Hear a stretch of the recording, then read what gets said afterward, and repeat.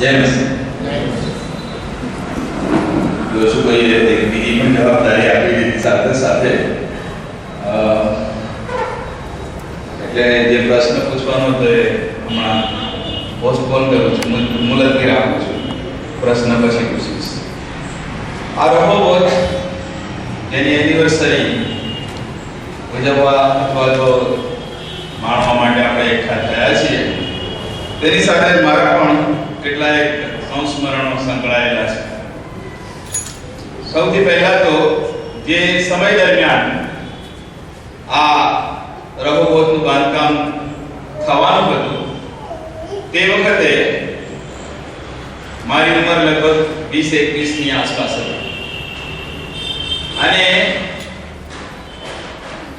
પ્રભુને ઓળખતો નહોતો, બીજા શબ્દોમાં કોઈ ઓળખવાય ચાહતો નહોતો અને એમાં બેરશેબામાં તો નહીં જ, એવી મારી એક મનમાં છાપ.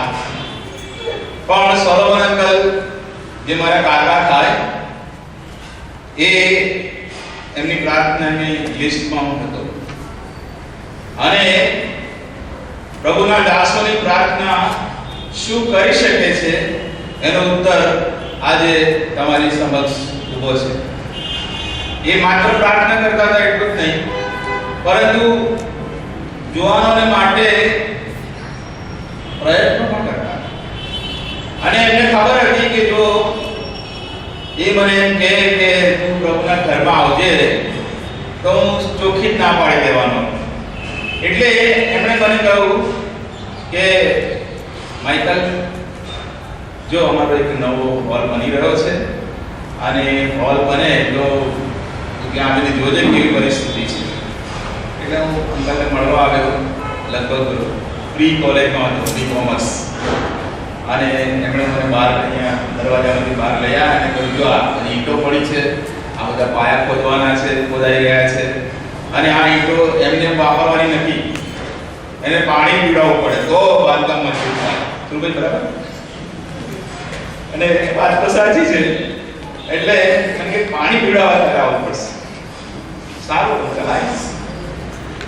પણ અત્યારે તો પાણીનો ટાઈમ જે 6 થી 8 છે સવારમાં, એ વખતે સવારના 6 થી 9 રહેતો. એટલે લગભગ 7:30 પોણા 8 હું અહીંયા આવું, પાઇપ હાથમાં પકડાઈ દે અને બધી ઈંટોને પાણી નાખ્યા કરું અને પછી થોડી વાર થાય એટલે જોઈ જાય કે નાખે છે કે નથી નાખતા. એટલે એ ઈંટોને પાણી પીવડાવવાનું કામ પ્રભુએ મારી પાસેથી લીધું. એનો મને કોઈ હિંમત નથી, પણ મને આનંદ થાય છે કે પ્રભુના એક ઘરમાં આવા કામમાં પણ ઉપયોગમાં આવી શકે. પછી એક દિવસ એવો આવ્યો કે પ્રભુના ઘરમાં પ્રભુના દાસોએ પ્રાર્થના કરીને નક્કી કર્યું પ્રભુના ઘરના બાંધકામમાં પ્રભુના લોકોનો પણ હિસ્સો હોવો જોઈએ. તો હવે કોઈને કડિયા કામ તો આવડતું નહોતું, કેવી રીતે પ્રભુના ઘરમાં પ્રભુના લોકો બાંધકામમાં હિસ્સો લે. તેઓ પ્રભુના દાસોએ પ્રાર્થના કરીને એક વિચાર નક્કી કર્યો કે જ્યારે આ ધાબુ ચણવાનું આવે ત્યારે પ્રભુના લોકો એકઠા થશે. સ્પેશિયલ મીટિંગ રાખવામાં આવી અને પ્રભુના લોકો એકઠા થયા, પ્રાર્થના થઈ અને પછી ખાવાનું કામકાજ શરૂ થયું. દરેક વિશ્વાસીના હાથમાં તગારો આવતું અને પાછો કરતા જે મજૂરો અત્યારે તમે કોઈ જગ્યાએ જોઈ લો છો અને એવા એક તગારો પકડવાનો હક મને પણ મળ્યો હતો અને નાઓમીને પણ મળ્યો. હજી પણ અમને એ દિવસો યાદ આવે છે. આ ઘરના ખાવાનું બાંધતી વખતે અમે ભાગ લીધો, કારણ કે આ પ્રભુનું ઘર છે. એટલા માટે એ ગર્વ થાય છે કે પ્રભુના ઘરના બાંધકામમાં અમે પોતે હિસ્સો લઈ ચૂક્યા છે. બક્ષેલકલે કેવી રીતે પાવડો હાથમાં પકડ્યો હતો અને આ જમીન પર પહેલો ઘા માર્યો હતો એ દ્રશ્ય પણ અમને યાદ છે. પછી ધીમે ધીમે મકાન બનતું ગયું. પ્રભુના ઘરમાં કોઈ પણ ઓકેશનલી આવતો રહ્યો. પ્રભુના દાસો મારા માટે પ્રાર્થના કરતા રહ્યા અને 1974 ની સાલ આવી. એ વર્ષ મારું ગ્રેજ્યુએશન વર્ષ અને એ વર્ષ નો જે આરંભ થયો, થોડી સાક્ષી પણ આવશે. એ વર્ષના આરંભમાં મારા એક મિત્રએ જે મુંબઈ હતો અને એમને વિજ્ઞાનમાં બહુ રસ હતો એટલે અમે ટેલિપથીની વાત કરતા અને અમે નક્કી કર્યું અને મેં એક નક્કી કર્યું છે. શું નક્કી કર્યું છે તારે કહેવાનું છે. તેણે પણ કાગળ લખીને કીધું મેં પણ નક્કી કર્યું છે. શું નક્કી કર્યું છે તારે કહેવાનું છે. અમારા બેઉના લેટર ક્રોસ થયા, ફરી ઉત્તરો પણ ક્રોસ થયા અને બંનેનો જવાબ એક હતો, સિનેમા લઈ જવાનું નક્કી કર્યું છે. ઓકે, પણ મેં સાથે એવું લખ્યું કે હું એકલો નથી, મારી સાથે બીજો બી ભાઈ છે, એણે બી સિનેમા જોવાનું નહીં જોવાનું નક્કી કર્યું છે. પ્રભુનો સ્વીકાર કરવાની વાત તો છે જ નહીં, સિનેમા નહીં જોવાનું નક્કી કર્યું. અમે અમારા પોતાના બળમાં, શક્તિમાં એ નિર્ણયનો અમલ કરવા માંગતા હતા. સમય ચાલવા માંડ્યો.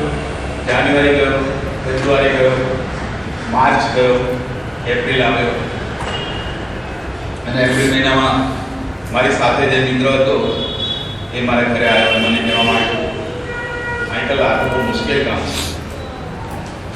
અત્યારથી લોકોની મને સિનેમા જોવા લઈ જતા ત્યારે હું કીધું હવે એ લોકો ડિમાન્ડ કરે છે મારા વિશે તે જોઈશે, હવે તું કેમ નથી કરતો?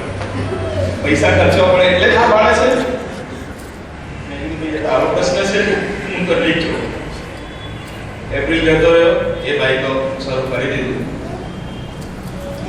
એપ્રિલ ગયો, મે ગયો, મારા ફ્રેન્ડનો લેટર આવ્યો મુંબઈ. આ તો બહુ મુશ્કેલ કામ છે. પછી મારા ફ્રેન્ડ્સ મને સમજાવે, તું સિનેમા ના જોવે તો મેં નાટકની થોડી પ્રતિજ્ઞા લીધી છે, નાટક જોવા તો મારી જોડે. મેં કહ્યું નહીં આવું એટલે નહીં આવું. પ્રભુ મને સહાય કરે કે નહીં કરે મને ખબર નથી, પણ અત્યાર પૂરતો તો હું તારી સાથે એગ્રી થતો નથી. પેલા બીજા મિત્રોનો કાગળ આવ્યો, આ તો સહન થતું નથી. આપણી પાસે બીજું આ મનોરંજનનું સાધન જ શું છે? એક સિનેમા તો છે, એટલે હું તો જોવાનું. એને આગળ તારી ઈચ્છા છે, તું તારે જોજે. અને એમ દિવસો પસાર થતા ગયા. પ્રભુના ઘરમાં હું આવતો ગયો અને પ્રભુના ઘરમાં પ્રભુના દાસના દ્વારા અપાતા વચનો મારા જીવનમાં કામ કરતા. પરંતુ એ સમયે મારું જે હૃદય હતું એ હજકેલના પુસ્તકમાં હજકેલ જે વર્ણન કરે છે, તમારું પથ્થરનું હૃદય એવું મારું પથ્થરનું હૃદય. તમારી જે મીટિંગમાં બેસું ત્યારે પાણીમાં પલળી જવું. હા, હવે તો પ્રભુ ઈસુ ખ્રિસ્તનો સ્વીકાર કરી લઈશ, પણ રૂમની બહાર જવું એટલે પાછો બોલો હતો એવો જ. અને 75મી સાલ આવી અને 75મી સાલમાં હોલ બંધાવવામાં ચાલુ સ્પેશિયલ 74મી સાલ 75મી સાલમાં મીટિંગ સ્પેશિયલ રાખવામાં આવી. આમ હોલ પણ થાય છે પહેલા. અને સ્પેશિયલ મીટિંગમાં બધી દિવાલો બની ગઈ હતી. અત્યારે મને કોઈનું જે મેઇન રૂમ છે એ ખાલી કોકું હતું અને હું ત્યાં બેઠો હતો અને પ્રભુના દાસ વચન આપી રહ્યા હતા. હેબ્રીઓના પત્રના પહેલા બીજા અધ્યાયમાંથી પ્રભુનું વચન આવી રહ્યું હતું. ઉદ્ધાર પામનારાઓને માટે પ્રભુએ કેવા પ્રબંધો કરેલા છે. દેવદૂતો તેમની સેવામાં રહે છે, તેના વિશે તે બોલતા. અને એ દિવસે 6મી જુલાઈ 75મી સાલમાં મેં પ્રભુ ઈસુને કહ્યું, આપો હું હવે આ દુનિયાને માટે મરવા તૈયાર છું. 75મી સાલ જતી રહી, 74મી સાલ આવી. તેમને તો અહીં સ્પેશિયલ મીટિંગમાં પહેલું બાપ્તિસ્માનો લાભ મળ્યો, પણ મને બી લાભ મળતો તો મેં શું કર્યું? બાપ્તિસ્માની વાત ના કરો. હું તો મેથોડિસ્ટ મિશનમાં જન્મેલો છું, બાળપણમાં મારું બાપ્તિસ્મા થઈ ગયું છે અને તમારા બાઇબલમાં લખ્યું છે કે એક જ બાપ્તિસ્મા, તો મને કેમ બીજું બાપ્તિસ્મા લેવાનું કહો છો? એટલે બાપ્તિસ્માની વાત હું માનતો નથી, પણ પ્રભુના વચન માર્ક 16:16 પ્રમાણે જે વિશ્વાસ કરે છે અને બાપ્તિસ્મા લે છે એ હૃદયમાં ધારાની જેમ ફૂંકાય. મેં ક્યારે વિશ્વાસ કર્યો હતો? બાળપણમાં. તો પ્રભુનો જે ક્રમ છે પ્રભુ કરતા શક્તિશાળી છે, તો ઉલટાવી નાખે છે. અને મેં કહ્યું હા પ્રભુ તારું વચન સાચું છે. અને બધા જગ્યા એ મારા સિનિયર મિત્ર બેઠા નથી, પણ એમને મને કહ્યું માઇકલ બાપ્તિસ્માનું શું? મેં જુમાની જે ભાષા હોય એમાં લઈ મારી.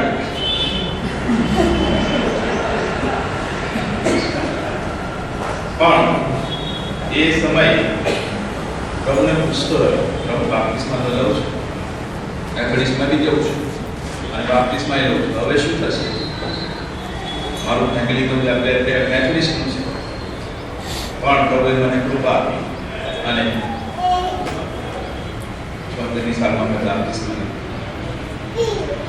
આ જગ્યાએ આ છોકરીમાં બાપ્તિસ્મા લીધા પછી મિશન તરફથી પ્રશ્ન આવ્યો.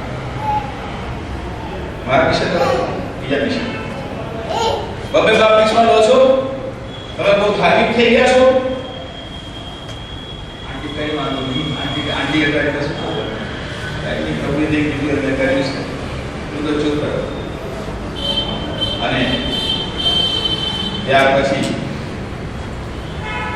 નશુભાઈએ કીધું ખરેખર અંકલ બહુ વ્યવહારિક હતા, અમને એમના દ્વારા વ્યવહારિક પ્રસ્તાવ આવ્યો લગ્ન સંબંધ,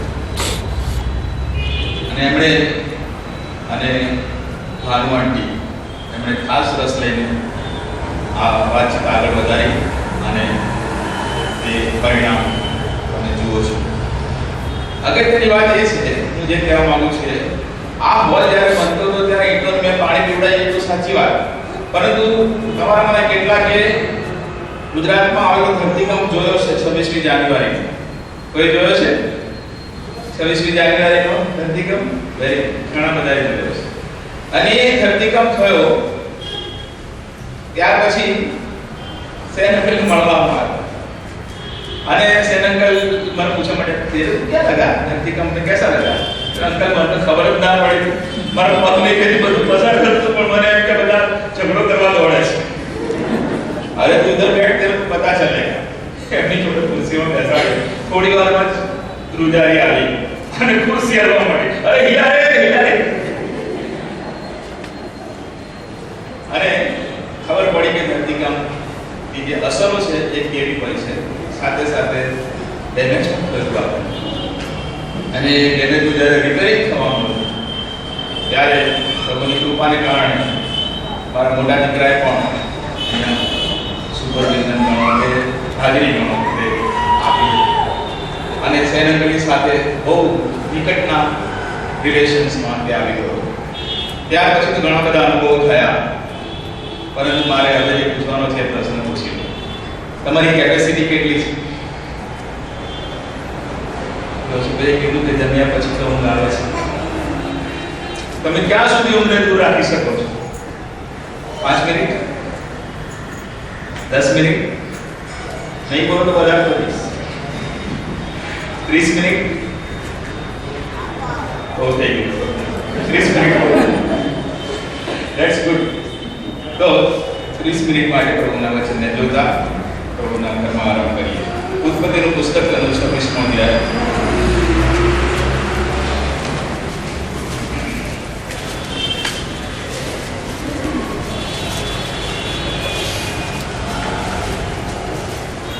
તેની 22મી કલમ આપણે બધા સાથે મળીને વાંચીશું.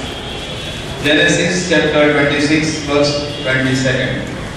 उत्पत्ति की पुस्तक 26 अध्याय और 22 पद साथ मिलकर पढ़ें.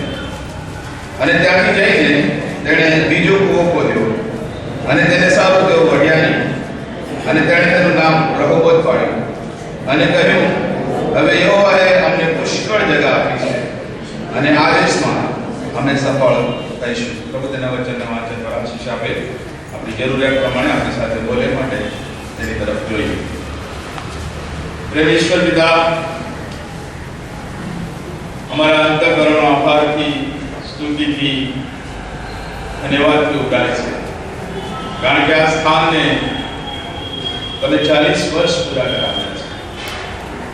અને પ્રેમ પિતાજી, આ સ્થાનમાં અત્યારે બેઠેલા ઘણાઓને તેના ઇતિહાસની ખબર નહોતી, પણ આજે તમે આપી છે. આભારી છીએ, તમારી સ્તુતિ પ્રશંસા. પ્રેમ પિતાજી, જેમ તમારા વચને આ સ્થાનમાં મારી સાથે વાત કરી અને મને તમારી માટે જીત્યો, એ જ પ્રમાણે આજે પ્રત્યેક દરેક સાથે તમે વાત કરો. તમારું વચન બોલવાને માટે કૃપા આપો, બદસરની આડે છુપાવો, મનુષ્યનું જ્ઞાન, સમજણ, બુદ્ધિ સર્વ લઈ લો. તમારી ઈચ્છા અમારી મધ્ય પૂરી કરો. માટે તમારા જીવન પવિત્ર અને કૃપાના હાથમાં પોતાને સોંપીએ છીએ. અંધકારની સર્વ શક્તિઓ લઈશના પવિત્ર અને સામર્થ્ય નામથી બાંધીએ છીએ. અમારી પ્રાર્થના વિનંતી અમારા જીવનના દાતા પ્રભુ ઈસુના નામમાં સ્વીકાર કરો.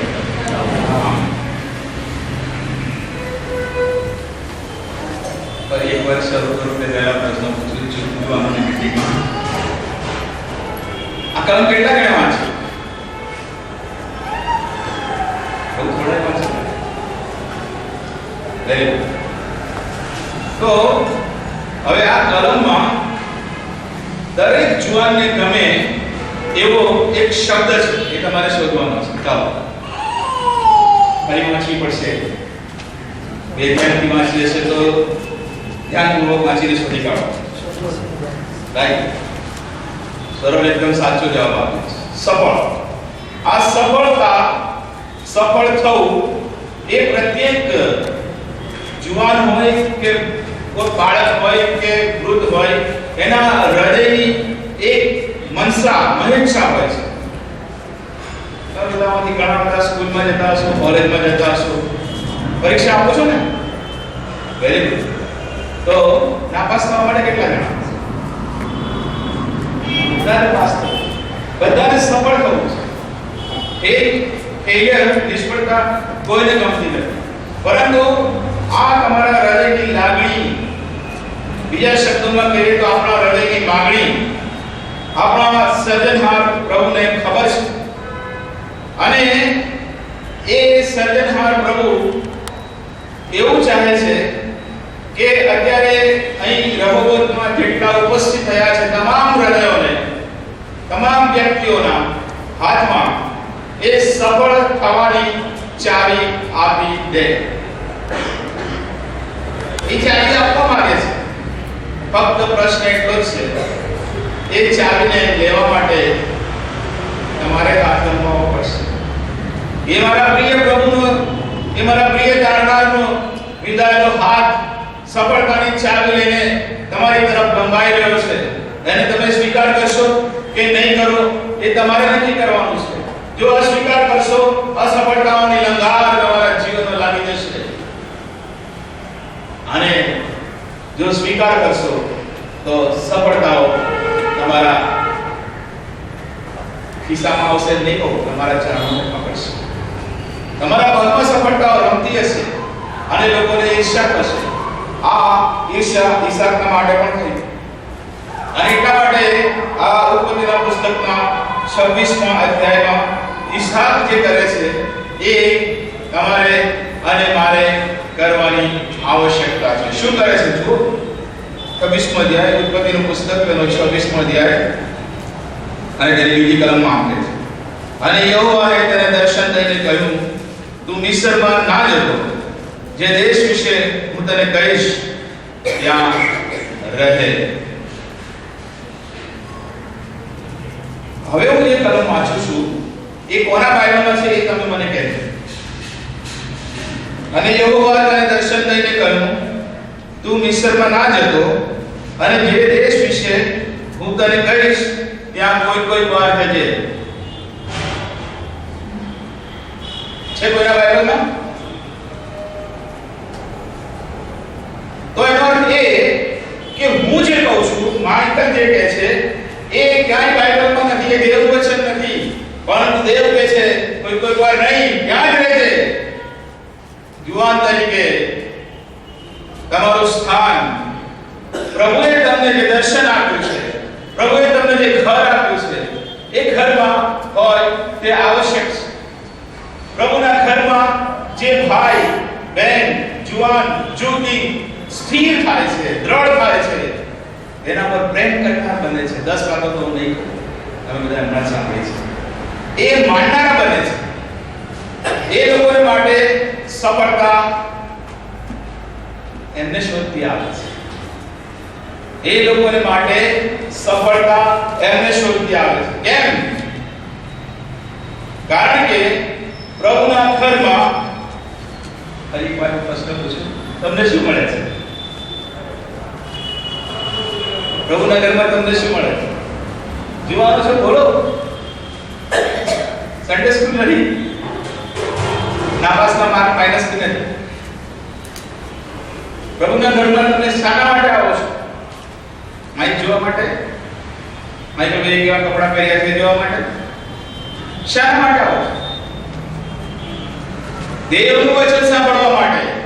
અને દેવનું વચન જો તમારા હૃદયમાં હશે, દેવના વચનને જો તમારું હૃદય માનનારું બનશે, તો સૌથી પહેલા દેવનું વચન તમારા હૃદયને વીંધશે, તમારા હૃદયને તોડશે, તમારા હૃદયને, એ પથ્થરનું હૃદય છે, મારું પણ હતું એ વખતે, એ પથ્થરનું હૃદય પ્રભુ ઈસુ ખ્રિસ્ત લઈ લેવા માંગે છે. શું આજે અહીં કોઈ એવું છે કે જે દેવના વચન આવે જ જાય છે, આવે જ જાય છે, આવે જ જાય છે, પરંતુ પથ્થરની જેમ દેવના વચન તમારા હૃદયની સાથે, તમારા કાનની સાથે અપડાઈને પાછા કરે છે? મોડું ના કરશો, ભૂલમાં ના રહેશો. પ્રભુ ઈસુ ખ્રિસ્ત જે આજે ઉદ્ધારકર્તા તરીકે તમને તેના વિખાયેલા હાથ પસારીને બોલાવી રહ્યો છે, એ જ ઉદ્ધારકર્તા ન્યાયાધીશ બનીને પાછો આવવાનો છે. એ સમય પાસે આવી રહ્યો છે.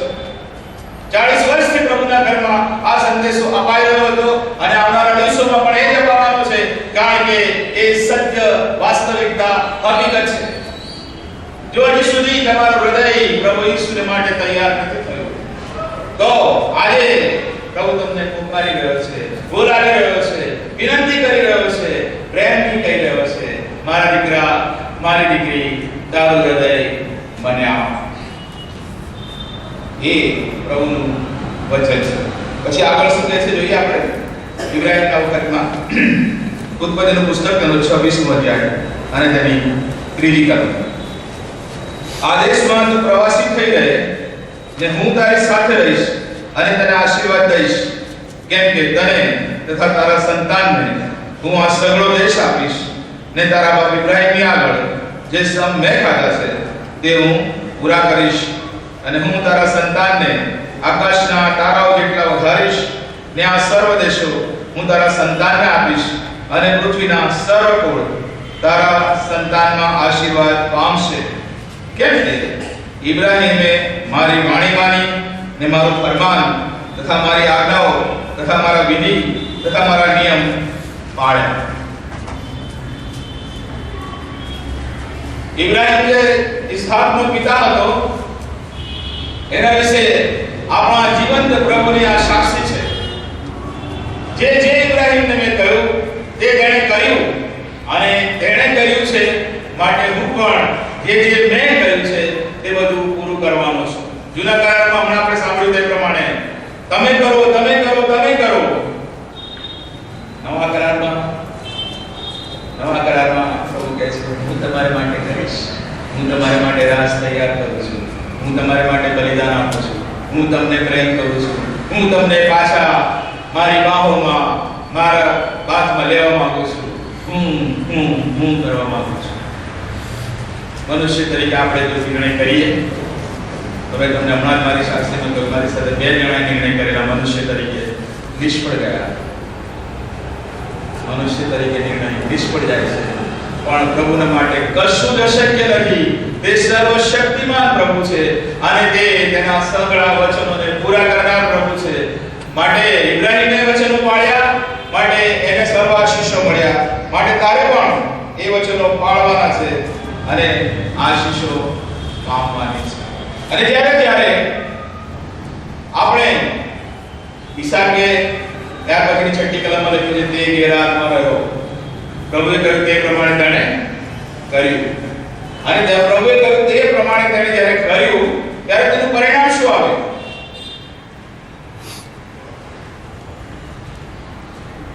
ત્યારે તેનું પરિણામ શું આવ્યું? જો 12મી કલમ ઉત્પત્તિનું પુસ્તક 26મો અધ્યાય અને તેની 12મી કલમ. અને ઈસાકે તે દેશમાં વાવણી કરી, તે દિવસે 100 ગણું પામ્યો, અને યહોવાએ તેને આશીર્વાદ દીધો. કેટલા ગણું છે? 100 ગણું. 99 ગણું પણ નહીં, 99.5 પણ નહીં, 100% સફળતા આપનાર પ્રભુ છે. 100% સફળતા આપનાર પ્રભુ છે. જેણે તેની આજ્ઞા માની, ઈસાકે આજ્ઞા માની તે કેદારમાં રહ્યો. મિસ્રમાં ના ગયો, એને મિસ્ર જવું, આગળ જો ખબર પડી જશે, એને મિસ્રમાં જવું. પણ પ્રભુએ કીધું તારે તું જ્યાં છે ત્યાં રહેવાનું છે, કેદારમાં રહેવાનું છે.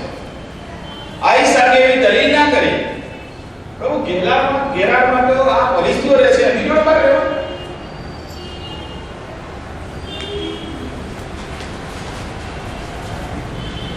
જ્યારે હું એસએસસી પાસ થયો અને સાયન્સ ને મેથેમેટિક્સ ને એમાં બધા મારા સારા માર્ક્સ હતા, એટલે હું પોતાને ખાસ સાહેબ સમજવા હું તો સાયન્સમાં જઈશ, ડોક્ટર બનીશ. મારી પાસે આવ્યા અને મને કહેવા લાગ્યા તું ડોક્ટર બનવાનો છે, કોમર્સમાં જા. અરે કાકા શું કહો છો, હું તો ફી ભરી આવ્યો સ્વામિનારાયણ સાયન્સ કોલેજમાં. દલીલો, માણસ દલીલો કરે છે. આપણને ઘણી વખતે નહીં ગમતી વાતો આપણને નથી સારી લાગતી. અરે ભાઈ આટલી સરસ મારે અભ્યાસ કરવાનો છે, મારે પરીક્ષા આપવાની છે અને તમે કહો છો જુવાનોની મીટિંગમાં જવાનું. મને ખબર પડે છે કાલે જ મારું પેપર છે. પ્રભુ જે કહે છે તે કરવાથી કદાપી નુકસાન જતું નથી. એક નવા પૈસાનું નુકસાન જતું નથી. પ્રભુના દાસે મને કોમર્સમાં મોકલ્યો અને મને કદી પણ નિરાશા થતી નથી, ખોટું લાગ્યું. પ્રભુની ઈચ્છા જે હતી કે પ્રભુના દાસના દ્વારા પ્રગટ થઈ. આપણી સમક્ષ પ્રભુના દાસો પ્રભુની ઈચ્છા પ્રભુના વચન દ્વારા આપણી સમક્ષ મૂકે છે. સ્વીકાર કરવી ના કરવી તમારા હાથની વાત છે. સ્વીકાર કરીને આશીષ પામો, સ્વીકાર કરીને સફળ થવું, કે પ્રભુના દાસને કે પ્રભુના વચનને હલકું ગણીને આપણી બુદ્ધિને વધારે માન આપવું, એ નિર્ણય આપણે જ કરવો પડે છે. ઈસાકે નિર્ણય કર્યો, પ્રભુ તું ગેરારમાં કહે છે હું ગેરારમાં રહીશ, ફલિસ્તીઓની સાથે કહે છે હું ફલિસ્તીઓની સાથે રહીશ. ફલિસ્તીઓ કોણ હતા? ફલિસ્તીઓની સાથે રહેવા, ફલિસ્તીઓ વિશે એક પ્રભુએ નોટ કરેલું છે, આપણે વાંચી લઈએ. ન્યાયાધીશોનું પુસ્તક એનો 3જો અધ્યાય, બીજી કલમમાં આપણને લખ્યું છે. ન્યાયાધીશોનું પુસ્તક 3જો અધ્યાય તેની બીજી કલમ. અને ઇસ્રાએલ પુત્રોની પેઢીઓ, એટલે જેઓને અગાઉ યુદ્ધ વિશે કંઈ માહિતી ન હતી, તે માહિતગાર થઈને યુદ્ધ કળા શીખે. કેવળ એ સારું, યહોવાએ જે દેશ જાતિઓને રહેવા દીધી તે આ છે, એટલે ફલિસ્તીઓ. એટલા માટે પ્રભુ તેના લોકને ફલિસ્તીઓની સાથે રહેવા દેવા માંગે છે કે તેઓ યુદ્ધ કળા શીખે. વિજય કેવી રીતે પ્રાપ્ત કરવો જોઈએ એ શીખવાડવા માટે ફલિસ્તીઓની સાથે રહેવા માંગે છે. યોહાને લખેલી સુવાર્તાના 17મા અધ્યાયમાં 15મા અધ્યાયમાં આ પ્રમાણે સ્પષ્ટ લખેલું છે. એ પ્રભુ તમને વિનંતી કરતો નથી કે તેઓને ઉચકી લે, પરંતુ તેઓને પાપ ના કરે એના માટે હું વિનંતી કરું છું. પ્રભુએ તમને તમારી સ્કૂલમાં, કોલેજમાં, નોકરીના સ્થાનમાં, આડોશમાં, પડોશમાં એટલા માટે રહેવા દીધા છે અન્ય જાતિઓની વચ્ચે, એ માટે કે તમે યુદ્ધ કળા શીખો, કેવી રીતે તેમની સાથે વર્તન કરવું જોઈએ, કેવી રીતે તમે સુવાર્તા આપવી જોઈએ, કેવી રીતે પ્રભુના રાજ્યને વધારવું જોઈએ, પ્રભુના લોક તરીકે કેવી રીતે જીવીને સાક્ષી આપવી જોઈએ. એટલા માટે પ્રભુ આપણને આ નાશવાન જગતમાં પ્રકટીકરણના પુસ્તકના 2જા અધ્યાયમાં કહે છે તારું સ્થાન ક્યાં છે તે હું જાણું છું. એટલે શેતાનની ગાડી જ્યાં છે ત્યાં, એ શેતાનની ગાડી પાસે તમને અને મને તેના જીવંત સાક્ષી બનાવવા માટે રાખે છે. એ માટે કે જો આપણે આપણા અધીનતા, વચનોની અધીનતામાં રહીએ તો શું થશે? ઈસાક પ્રભુનું માન્યું અને વાવણી કરી, ફલિસ્તીનના દેશમાં વાવણી કરી, ગેરારમાં વાવણી કરી. તમને કોઈ જગ્યાએ સ્કૂલમાં રાખ્યા છે તો તમારે ભણવું પડશે, અને બેદરકારી કરશો તો પ્રભુનો ગુનેગાર છો. પ્રભુએ તમને સ્કૂલમાં ભણવાને માટે મૂક્યા છે, તમારા મા-બાપે તમને સ્કૂલમાં ભણવાને માટે મૂક્યા છે, કોલેજમાં ભણવાને માટે મોકલ્યા છે, નોકરી પર પરિવારની જવાબદારી ઉઠાવવાને માટે મોકલ્યા છે. એ તમારે કરવી પડશે. ઈસાકે કર્યું, વાવણી કરી, પરિણામ શું આવ્યું? 100% 100% લણણી કરી. અને એ લણણીને જ્યારે આ પરિસ્થિતિ સરદારે જોઈ ત્યારે શું થયું? એ બહુ મહત્વની વાત છે. જો 14મી કલમ 11મી કલમની વાંચી. અને તે મોટો માણસ થયો અને એમ બનતા બનતા બહુ જ મોટો થયો અને તેની પાસે ઘેટા તથા ઢોર તથા ઘણા દાસો થયા અને ફલિસ્તીઓએ તેની અદેખાઈ કરી અને તેના બાપ ઇબ્રાહીમના દાડામાં જે સર્વ કુવા તેના બાપના દાસોએ ખોદ્યા હતા તે ફલિસ્તીઓએ માટીથી પૂરી નાખ્યા હતા. અને અબીમેલેકે ઈસાકને કહ્યું, તું અમારી પાસેથી જા, કેમ કે તું અમારા કરતા બહુ સમર્થ થઈ ગયો છે. અબીમેલેકની આ સાક્ષી છે. જો પ્રભુના લોક તરીકે, પ્રભુના સંતાન તરીકે, યોહાન 1:12 પ્રમાણે દેવના દીકરા તરીકે તમે ઈશ્વરની આધીનતા વાળું, ઈશ્વરના વચનોની આધીનતા વાળું, પ્રભુને ગમતું જીવન જીવો છો, આ જગત આપોઆપ તમને છોડી દેશે. મારે પણ કેટલાક નોન ક્રિશ્ચિયન ફ્રેન્ડ્સ હતા. ક્રિશ્ચિયન ફ્રેન્ડ તો એક જ હતો, પણ નોન ક્રિશ્ચિયન ફ્રેન્ડ બહુ જ હતા. અને એ લોકો મને બહુ સારા લાગતા હતા. એમને છોડવાનું નહોતું. અને પ્રભુ સાથે હું હાથ પણ કરતા રહેતો. પ્રભુ આ લોકો તો કેટલા મારા પર માયા રાખે છે, એમને મારે છોડી દેવાના? એમણે મારું આ કામ કર્યું છે, મારું પેલું કામ કર્યું છે.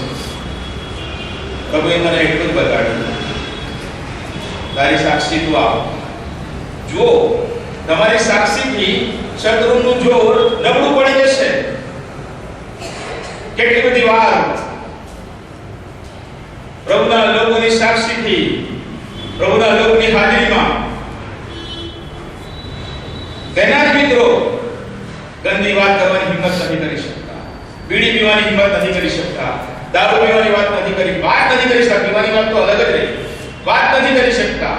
શત્રુ શૈતાનનું જોર તોડી પાડવાનું, નબળો કરવાનું, એની સામે વિજયી થવાનું એકમાત્ર સાધન છે દેવના વચનને આધીન થવું. આપણી સાક્ષીને એટલી ઉજ્જવળ કરવાની કે એ લોકોની અપવિત્રતાથી શરમાઈ જાય. અબીમેલેકે કીધું, તું જા ભાઈ, તું તો અમારા કરતા વધારે સામર્થ્ય થઈ ગયો છે. તું વાવણી કરે છે તો 100% લે છે, અમે વાવણી કરીએ છીએ તો 100% ક્યારેય નથી મળે. પ્રભુના લોકની આ સાક્ષી પ્રભુના લોકની સફળતાની ચાવી છે. શત્રુ પ્રયત્ન જરૂર કરે છે. શત્રુએ પ્રયત્નો કર્યા. શું પ્રયત્ન કર્યા? શાસ્ત્ર ગ્રંથમાં તમે જુઓ તો ઉત્પત્તિ 26 માં શત્રુએ શું પ્રયત્ન કર્યા હતા? ઇબ્રાહીમે જેટલા કુવા ખોદ્યા હતા એ પૂરી દીધા.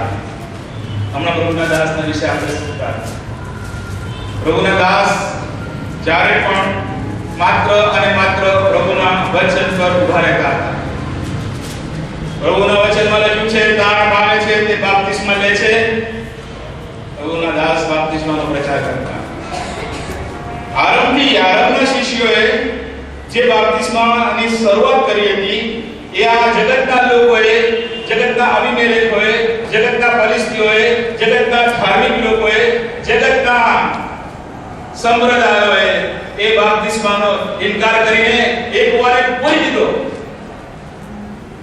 નવા ફાટા કાઢ્યા. અરે પાણીમાં જઈને બાપ્તિસ્મા લેવાની શી જરૂર છે? બે ચાર છાંટા નાખી દો તો ચાલશે. મોટા થઈને કદાચ તમે બાપ્તિસ્મા ના લો તો અત્યારે બાળકોમાં જ લઈ લો. અને એના કરતા વધારે કહીન કપટી જે રીત છે એ તો એ છે. કેટલાય સંપ્રદાય વાળાના મુખ્ય મેં સાંભળ્યું છે, અમે મોટા થઈને સમજીને બાપ્તિસ્મા લીધું છે. બાપ્તિસ્મા લેવાનું કારણ એમની સમજ છે, વિશ્વાસ નહીં. પૂરી દીધા. તો પ્રભુના દાસે તમારે પણ ખોલવા જવાની જરૂર નહીં પડે. તમારે માત્ર આધીન થવાનું છે. જો આજે કોઈ એવું છે પ્રભુ ઈસુ ખ્રિસ્ત પર વિશ્વાસ કર્યો છે પણ આજ સુધી બાપ્તિસ્મા સંબંધે ઇનકાર કરી રહ્યા છો, એ કુવાને ફરીથી ખોદી કાઢવાની જરૂર નથી. તમારા માટે તૈયાર છે. એને માત્ર આધીન થવાની જરૂર છે. પહેલો કૂવો ખોજો અને તકરાર ઊભી થઈ. બાપ્તિસ્માની વાત કરી અને તકરાર ઊભી થઈ. બીજો કૂવો શું છે? બાપ્તિસ્મા પછી શું થાય છે? અમારામાંથી ઘણા બધા બાપ્તિસ્મા લીધો છે. બાપ્તિસ્મા પછી શું થયું? રૂડીમાંથી બહાર આવ્યા. બાપ્તિસ્મા પછી માથે હાથ મૂકવાની સેવા. જેટલી મહત્વ બાપ્તિસ્માનું છે, બાપ્તિસ્મા દ્વારા તમે તમારા હૃદયમાં થયેલા કામને જાહેર કરો છો, એ જ મહત્વ હાથ મૂકવાની સેવાનું છે. અને હાથ મૂકવાની સેવા એટલા માટે મહત્વપૂર્ણ છે એવું તમને હમણાં જ કહેવાનો છું. પ્રભુના દાસે કેવી રીતે એને માન આપ્યું છે, પ્રભુના વચનને માન આપ્યું છે. કારણ કે જે પ્રભુ પ્રેરિત 2:47 માં પ્રત્યેક પ્રાણ પામેલાને મંડળીમાં ઉમેરે છે, એ અદ્રશ્ય કાર્ય દ્રશ્ય મંડળી ના આગેવાનો હાથ મૂકીને જાહેર કરે છે, હવે તું અમારામાંનો એક છે, તું અમારા અંગમાંનો અંગ, અવયવમાંનો અવયવ છે, તારા દુઃખમાં અમે દુઃખી છીએ, તારા સુખમાં અમે સુખી છીએ. એ દ્રશ્ય કાર્યનો સ્વીકાર કરો. સંપ્રદાયોમાં દેવના વચનની વાત આ વાત તમને નહીં મળે. મને પોતાના આશ્ચર્ય આવે. બાપ્તિસ્મા તમે કહો છો તો બરાબર, પણ આ હાથ મૂકવાની વાત નથી લાગતી. પરંતુ હાથ મૂકવો એ અગત્યનો છે. જો એ બાબત મોટી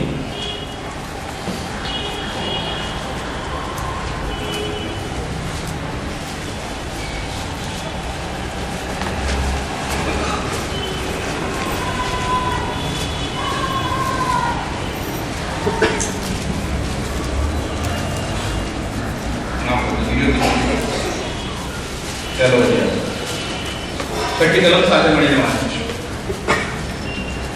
तीमुथियुस की दूसरी पत्री उसका 1 अध्याय और 6 पद 7 मिलकर पढ़ेंगे. માટે હું તને યાદ દેવડાવું છું કે જે દેવનું કૃપાદાન મારા હાથ મૂકવાથી તને મળ્યું તેને તારે પ્રરીત કરવું. હાથ ખાલી ખાલી દેખાડવા માટે મૂકવામાં નથી આવતો, કોઈ વિધિ છે માટે નથી મૂકવામાં આવતો. પ્રભુનું દાન હાથ મૂકવાથી આવે છે, પ્રભુના દાસોના હાથ મૂકવાથી આવે છે. એ દાન તમને પ્રાપ્ત થવાની તમે જ ઇનકાર કરી શકશો. મારે હાથ નથી મૂકવા, તો એ દાનથી તમે વંચિત રહી જશો. એક કૂવો પૂરાઈ જશે, પરંતુ ઈસાકે એક કૂવો ખોદ્યો, ભલે ઝઘડો ખોદ્યો, એ આશીષને માણ્યો. તમારા એ આશીષને માણવી પડશે. અને હવે ત્રીજો કૂવો ખોદે છે. જોઈએ હવે આપણે ત્રીજા કૂવાની તરફ જઈએ અને કે સમય બરાબર છે. 21મી કલમ તેઓએ બીજો કૂવો ખોદ્યો ને તે વિશે પણ તેઓ વળ્યા અને તેણે તેનું નામ સીધ ના પાડ્યું. અને ત્યાં જઈને તેણે બીજો કૂવો ખોદ્યો અને તેઓ તેને સારું વળ્યા નહીં. આ 22મી કલમ બીજો છે, પણ એક્ચ્યુઅલી ત્રીજો શબ્દ આવવો જોઈએ મારી દ્રષ્ટિએ. બીજા કૂવો ખોદતાની વેત શું થયું? લડાઈ જતી રહી. શત્રુ હારી ગયો. પ્રભુના દાસ અને પ્રભુના લોકો વિજયના અનુભવમાં આવી ગયા. શત્રુ ચૂપ થઈ ગયો. જેટલા આપણે પ્રભુના વચનને આધીન થઈએ છીએ, શત્રુ ચૂપ થઈ જાય છે, શત્રુ હારી જાય છે. અને પ્રભુના લોક ઈસાને કયો નહીં, બધા સાથે મળીને કહે છે. શું કહે છે? આપણે હમણાં વાંચ્યું. તેણે તેનું નામ પ્રભુવત વાળીને કહ્યું, યહોવાએ અમને પુષ્કળ જગા આપી. પૂરી મોકળાશ જીવનમાં માણવાની મળે છે. પૂરી મોકળાશથી આપણે વચનને સાંભળી શકીએ છીએ, પૂરી મોકળાશથી વચનને જાણી શકીએ છીએ, પૂરી મોકળાશથી પ્રભુના વચનને આધીન થઈ શકીએ છીએ. અને અહીંયા એક રહસ્ય જે પ્રભુના દાસે ખોલ્યું છે તે આ છે. ફરીથી હું તમને વચન વાંચી સંભળાવું છું. યહોવાએ અમને પુષ્કળ જગા આપી છે. યહોવાએ. હવે ખોદવાનું કામ તો ઈસાકના સાથીઓએ કર્યું, પણ એ બધા શું કહે છે? યહોવાએ. મહેનત તમારે કરવી પડશે. પરીક્ષા આપવાની હોય, પ્રભુના ઘરમાં આવવાનું હોય, પ્રભુનું વચન સાંભળવાનું હોય, પ્રભુના વચનના આધીન થવાનું હોય, પ્રભુના વચન પ્રમાણે મા બાપની આજ્ઞાને આધીન થવાનું હોય, પ્રભુની માર્ગદર્શનને દોરવણી પ્રમાણે આધીન થવાનું હોય. યહોવા પ્રભુ તમને સહાય કરે છે. કેમ? આવી એક વચન મળ્યું ફિલિપ્પીઓને પત્ર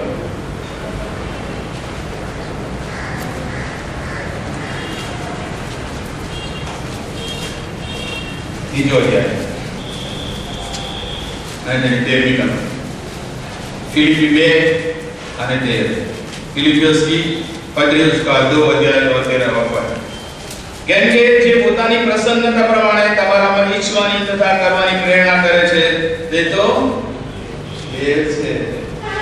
માણસોની દોરવણી પ્રમાણે નહીં, ઈશ્વરે પ્રેરણા મૂકી માટે કૂવો ખોદવામાં આવ્યો અને માટે ઈશ્વરનું કામ હતું. માટે શત્રુ શૈતાન લજ્જિત થયો. લડવાટાથી કરી શકાય નહીં, કરવા તો ચાહતો હતો. તમારી સાથે શત્રુ શૈતાન યુદ્ધ કરવા ચાહે છે, પરંતુ ઈશ્વર તમારા પડખે છે. જેમાં આપણે વાંચ્યું તે પ્રમાણે એ લખ્યું છે 3મી કલમમાં, આ દેશમાં તું પ્રવાસી થઈને રહે અને હું તારી સાથે રહીશ. હું તારી સાથે રહીશ. આ બહુ મહત્વની બાબત છે. જો તમે આ ઉત્પત્તિનું પુસ્તક યુસુફના જીવન ચરિત્રને વાંચશો તો જ્યારે તેને જેલમાં પૂરવામાં આવ્યો ત્યાં લખવામાં છે યહોવા તેની સાથે હતો. એનો અર્થ એ થયો, મારા પ્રિય યુવાનો અને યુવતીઓ, તમે સ્કૂલમાં જાઓ છો, કોલેજમાં જાઓ છો, નોકરી પર જાઓ છો, યહોવા તમારી સાથે છે. શાના માટે સાથે રહે છે? શાના માટે? તમારું સુપરવિઝન કરવા સાથે રહે છે, તમને બળ, શક્તિ આપવા માટે, પ્રેરણા આપવા માટે, સહાય કરવાને માટે, મદદ કરવાને માટે પ્રભુ તમારી સાથે રહે છે. હિસાબની સાથે રહો, તેના સાથીઓની સાથે રહો. કો ખોદવામાં સહાય કરી અને શત્રુને ચૂપ કરી દીધો. એક મોટી વિશાળ મોકળાશ આપી, સ્વતંત્ર આપી, આઝાદી આપી, એ માટે કે સ્વતંત્ર રીતે પ્રભુના મન પ્રમાણે. ફરી એકવાર મને આજનો બેજનો સંદેશ યાદ આવે છે. ઈશ્વરની બીકથી તેને પ્રેમ કરવાનો નહીં, પણ ઈશ્વરનો પ્રેમ, ઈશ્વર પર પ્રેમ કરીને તેની બીક રાખવાની. આ બે વાક્યો બહુ અગત્યના આજની તારીખમાં મારા મગજમાં ચોંટી ગયા છે. ઈશ્વર પર પ્રેમ વધતો જશે, ઈશ્વરની ઈચ્છાને આધીન થવાની, ઈશ્વરના વચન પ્રમાણે વર્તવાની. આપણી મોકળાશ વધતી જશે અને એ મોકળાશ એટલી વધશે કે તમે હંમેશા 100% સફળ થશો. હવે ઈશ્વર શાના માટે તમારી સફળતા ચાહે છે એમાં 3 મુદ્દા જોઈને બંધ કરવાના છે. ચલાઈએ માથી લખેલી સુવાર્તા 6 પદ.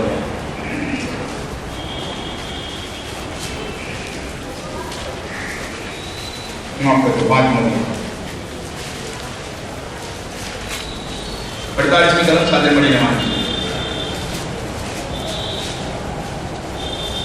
માથી 5 અને 48. મધ્ય સુસમાચાર 5 અધ્યાય 48. એ માટે જેવો તમારો આકાશમાંનો બાપ સંપૂર્ણ છે તેવા તમે સંપૂર્ણ થશો. હજી આપણે પૂર્ણ છીએ, અરીસામાં ધૂંધળી પ્રતિબિંબને જોઈએ છીએ, પરંતુ સંપૂર્ણ સફળતા આકાશમાંના બાપના જેમ તમને પ્રભુ સંપૂર્ણ બનાવવા માંગે છે. બીજું એક વચન જોયું, પહેલો અધ્યાય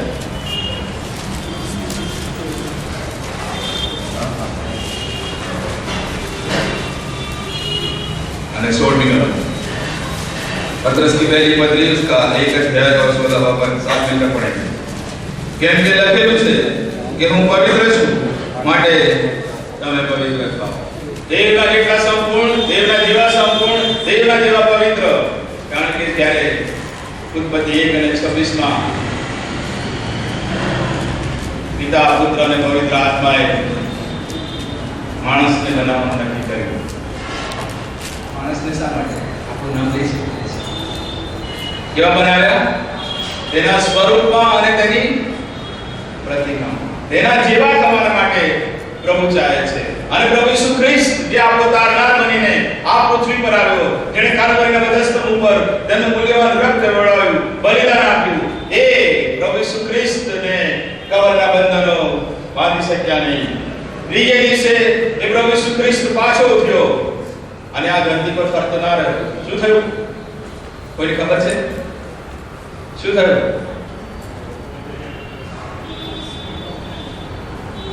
પ્રભુ ઈસુ ખ્રિસ્ત પાછો ઉઠીને શું કર્યું? શું થયું એનું?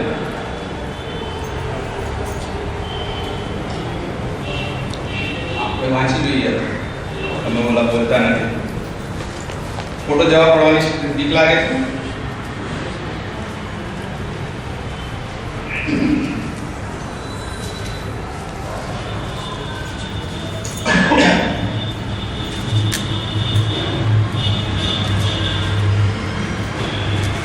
એબ્રીઓને પત્ર તેનો 8મો અધ્યાય,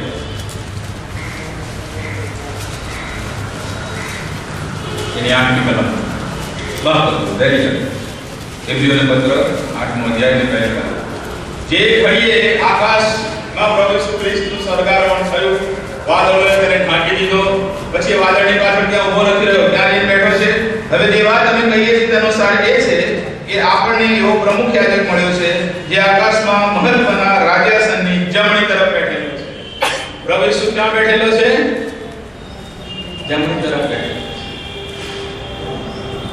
અને જે લોકો તેના પર વિશ્વાસ કરે છે એ લોકો માટે એક દિવસ બહુ પાસે આવી રહ્યો છે. બેરુથેસ્તા 4 અને 17 માં પ્રમાણે લખ્યું છે. બહુ સમય બચાવવાનું ફટાફટ વાંચું છું. પણ આપણામાંના જેઓ જીવતા રહેનારા છે તેઓ ગગનમાં પ્રભુને મળવા સારું તેઓની સાથે વાદળામાં તણાઈ જઈશું અને સદા પ્રભુની સાથે રહીશું. આપણો પ્રભુ ઈસુ ખ્રિસ્ત જે મરણ પર વિજયી થયો, જેણે મરણને જીતી લીધું, જે પાછો ઉઠ્યો, જે સ્વર્ગે ગયો, રાજ્યાસનમાં જમણી હાથે બેઠેલો છે, તે શું ચાહે છે? તે શું સફળતા તમારા અને મારા માટે ચાહે છે? પ્રકટીકરણનું પુસ્તક 3જો અધ્યાય 21મી કલમ વાંચો. પ્રકટીકરણનું પુસ્તક તેનો 3જો અધ્યાય અને તેની 21મી કલમ. પ્રકાશિત વાક્ય 3:21. જે જીતે છે તેને હું મારા રાજ્યાસન પર મારી સાથે બેસવા દઈશ. આનાથી વધારે મોટી સફળતા ક્યાં મળવાની છે આ દુનિયામાં? એ સફળતા તમને અને મને પ્રભુ આપવા માંગે છે. એ સફળતા તમે અને હું પ્રાપ્ત કરી શકીએ એ માટે તેણે આપણે રહોબોત આપ્યું છે, પુષ્કળ જગ્યા આપી છે, ભરપૂરીની જગ્યા આપી છે, પુષ્કળ વચન આપ્યું છે, અભિષિક્ત દાસો આપ્યા છે, પ્રભુના વચનને લાવનારા દાસો આપ્યા છે. વેડછેડ કરનારા દાસો નથી. વેડછેડ કરનારા દાસો ને નોટો વાંચવી પડે, ચોપડીઓ વાંચવી પડે, ઇન્ટરનેટ પર શોધવું પડે છે. પણ જે પ્રભુનો દાસ છે એને ઇન્ટરનેટની જરૂર નથી, કોઈ પુસ્તકોની જરૂર નથી. એની પાસે માત્ર આ પુસ્તક અને એના 2 પુરાણ, એ જ પ્રભુનું સાચું વચન આપી શકે છે. એ જ પ્રભુનો પ્રેરિત બની શકે છે. અને પ્રેરિતોનો બોલ તમને અને મને એવા સફળ કરે છે જે રાજ્યાસન ઉપર જમણે હાથે બેસવાને તૈયાર કરે છે. આવો આપણે કૃપા કરાવીએ અને પ્રભુને આપણું જીવન સોંપીએ અને રહોબોત પુષ્કળતાનો અનુભવ કરીએ.